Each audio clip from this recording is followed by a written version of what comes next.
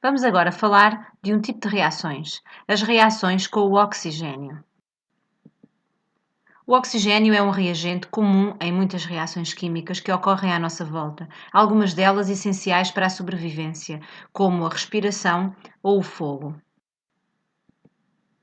As reações químicas que não podem ocorrer sem a presença de oxigênio chamam-se reações de combustão ou simplesmente combustões.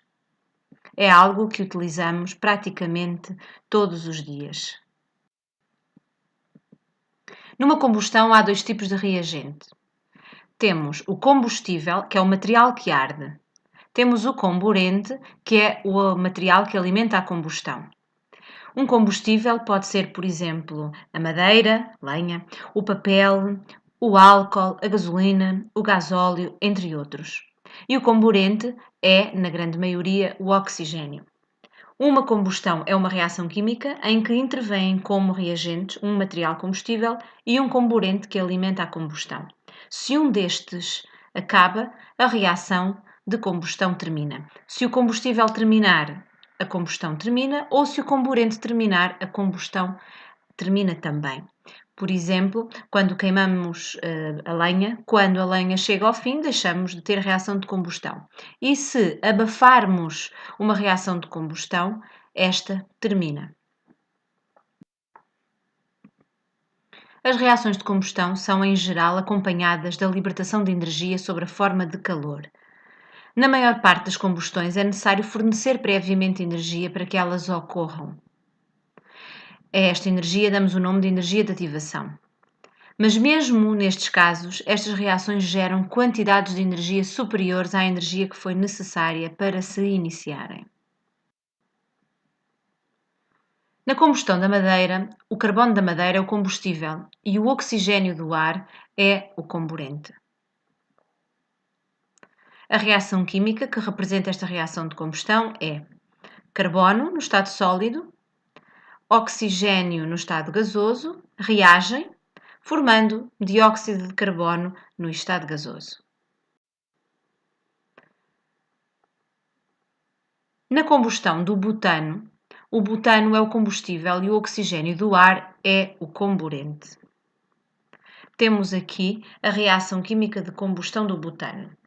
Duas moléculas de butano reagem com 13 moléculas de oxigênio, formando 8 moléculas de dióxido de carbono e 10 moléculas de água. Na combustão do magnésio, o magnésio é o combustível e o oxigênio do ar é o comburente. Irás realizar esta atividade experimental em sala de aula. Vais ver uma chama muito intensa. Esta chama, com uma luz extremamente brilhante, era utilizada nos flashes das máquinas fotográficas antigas. A reação química que representa a combustão do magnésio é: dois átomos de magnésio reagem com uma molécula de oxigênio, formando duas moléculas de óxido de magnésio. As reações de combustão, que são acompanhadas da formação de chama, são também designadas por combustões vivas. Substâncias diferentes podem dar origem a chamas com cores diferentes. Por exemplo, o cobre origina uma chama esverdeada, o lítio, uma cor entre o vermelho e o carmim, e o sódio é, por norma, amarelo alaranjado. É com base neste conhecimento que se fazem os fogos de artifício. Portanto, no fogo de artifício, dentro do foguete, encontram-se estes metais que, quando sofrem uma combustão, emitem uma chama com uma cor característica. Há também reações com oxigênio que ocorrem com libertação de energia, mas sem formação de chama, podendo ser designadas por combustões lentas. Por exemplo, a respiração é uma reação deste tipo. Os animais inspiram ar, do qual consomem o oxigênio. A nível das células, os nutrientes, como a glicose, combinam-se com o oxigênio, libertando dióxido de carbono e vapor de água que são expirados. Esta reação química pode traduzir-se por: uma molécula de glicose reage com 6 moléculas de oxigênio, formando 6 moléculas de dióxido de carbono e 6 moléculas de água. Todas as combustões, incluindo a respiração, designam-se de uma forma mais geral por reações de oxidação-redução.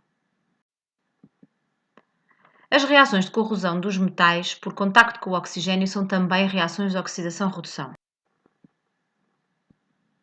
A corrosão do ferro pode representar-se por 4 átomos de ferro reagem com 3 moléculas de oxigênio, formando 2 moléculas de óxido de ferro.